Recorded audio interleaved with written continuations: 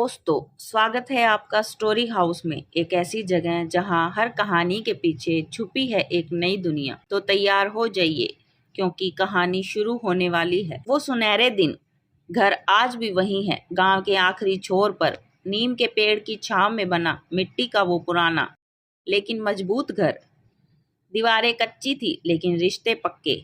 खिड़कियों से आती ठंडी हवा में माँ की रसोई की खुशबू घुली होती थी। सुबह सागर की किताबें बिखरी होती, मोहित गाय को चारा दे रहा होता और भीतर से रीटा और कांता की हंसी पूरे आंगन में गूंजती। संतोष देवी सबकी माँ उस घर की आत्मा थी। पति श्यामलाल स्कूल मास्टर थे। सादा जीवन, उच्च विचार। माँ खुद कम पढ़ी लिखी थी लेकिन समझदारी और ममता का भंडार थी। चारों बच्चे उनके चार दिशाएं थे। हर दिन हर रात बस उनके सुख दुख में बीतता था। त्योहारों में घर फूलों और मिठाइयों से भर जाता। सर्दियों में माँ बच्चों को ऊनी स्वेटर बुनती।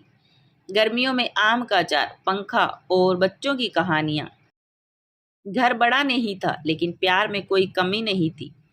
समय बदला, बच्चे पढ़े, बड़े हुए, अलग अलग शहरों में नौकरी करने लगे। श्यामलाल का देहांत हुआ और माँ अकेली रह गई। फिर बारी बारी से बच्चों ने माँ को अपने अपने घर ले जाना शुरू किया, लेकिन अब वह अपनापन नहीं था। सागर के घर में माँ बोझ बन गई। बहू ताना देती, माँ जी पंखा बंद कर दीजिए, बिजली का बिल बहुत आता है। मोहित की पत्नी बात बात में कहती, माँ अब बूढ़ी हो गई है, घर के काम में कोई मदद भी नहीं करती। रीटा और कांता ने उन्हें कुछ महीने रखा, लेकिन बच्चों की पढ़ाई, पति की परेशानियां और सीमित जगह बहाने बन गई। हर साल माँ एक से दूसरे घर घूमती रहती, लेकिन घर अब किसी के पास नहीं था। गांव का घर अब भी माँ के नाम था। बगल की जमीन, खेत, बैंक में थोड़ी जमा पूंजी और एक बीमा पॉलिसी, सब कुछ माँ के ही नाम था। एक बार माँ बीमार हुई और मोहित उन्हें डॉक्टर के पास ले गया। फिर धीरे धीरे बच्चों को चिंता होने लगी, माँ की तबीयत गिर रही है, वसीयत की बात करनी चाहिए। अब माँ की सेवा नहीं, माँ की संपत्ति चर्चा का विषय बन गई। सागर बोला, देखो माँ ज्यादातर समय मेरे पास रही है तो उनकी जमीन मेरी होनी चाहिए। मोहित ने कहा, अरे मैं ही तो उन्हें अस्पताल लाता रहा, क्या मेरी सेवा का कोई मोल नहीं? रीटा और कांता, अब जमाना बराबरी का है, बेटियों का भी हिस्सा होता है। माँ यह सब देख सुन रही थी। अब उनका वजूद माँ का नहीं, एक जायदाद का हो गया था। Ward number 7, bed number 14। संतोष देवी का शरीर धीरे धीरे जवाब दे रहा था। ऑक्सीजन मास्क के नीचे उनका चेहरा सफेद हो चुका था।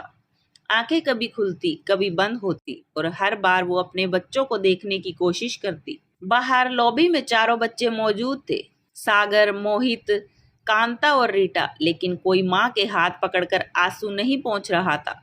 सबके हाथ में था वसीयत का मसौदा। डॉक्टर ने बुलाया, देखिए माँ की हालत गंभीर है, अगले 24 घंटा अहम है, चाहे तो अंतिम बार बात कर लें। बच्चे एक दूसरे को देखने लगे। सागर बोला, अगर कुछ कहती है तो रिकॉर्ड कर लेना ताकि बाद में कोई दावा ना करे। कांता बोली, हाँ साफ साफ पूछ लेना, किसको क्या देना है। माँ की धड़कनें कम हो रही थी लेकिन कान सब सुन रहे थे। आईसीयू में सब इकट्ठा हुए। माँ ने बड़ी मुश्किल से आंखें खोली। मोहित बोला, माँ खेत किसका होगा? कांता, बैंक वाले दस्तावेज कहाँ है? माँ ने बहुत कोशिश से होठ हिलाए पर आवाज नहीं निकली। उन्होंने इशारा किया, कुछ लिखना चाहती थी। सागर ने कागज कलम दिया। माँ ने कांपते हाथों से लिखा, क्या कोई मुझे माँ समझेगा या बस जमीन का टुकड़ा? सब सन।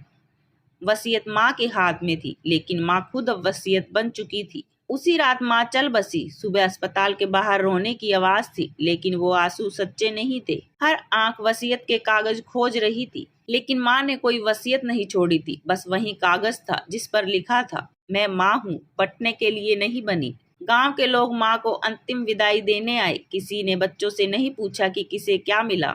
सब बस माँ के जाने पर दुखी थे और वो चारों बच्चे माँ की चिता के पास चुपचाप बैठे थे, नजरें झुकी हुई, दिल खाली और हाथ भी। माँ की ममता को तोलने की कोशिश में वो माँ को ही खो चुके थे। दोस्तों, तो ये थी आज की कहानी। कैसी लगी अपने विचार जरूर बताएं और अगर आपको कहानी पसंद आई तो लाइक, शेयर और स्टोरी हाउस को सब्सक्राइब करना ना भूलें। अगली कहानी में फिर मिलेंगे एक नए मोड़, एक नए राज के साथ। तब तक के लिए अपना ख्याल रखिए और कहानियों से जुड़े रहिए। धन्यवाद।